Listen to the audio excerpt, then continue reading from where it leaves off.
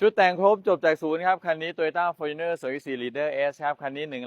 1,251,000 บาทสีขาวมุกนะครับคันนี้แต่งครบจบจากศูนย์กระจังหน้ายุค 7GR Sport หล่อๆแบบนี้นะครับผมมีการเติมโลโก้ Fortuner เป็นฝากระโปรงให้แล้วก็ใส่เรื่องของโลโก้แก้วให้นะครับชายด้านล่างเป็นสีดำเงาแบบนี้นะครับแล้วก็เรื่องของกระจังหน้าเป็นในเรื่องของ GR Sport แผ่นเพจ GR Sport ติดให้นะครับเขี้ยวไฟตัดหมอกสีดำเงาสวยๆแบบนี้เลยนะครับมาดูงานด้านข้างนะครับตรงนี้อัปเกรดล้อครับจากเดิม17นิ้ว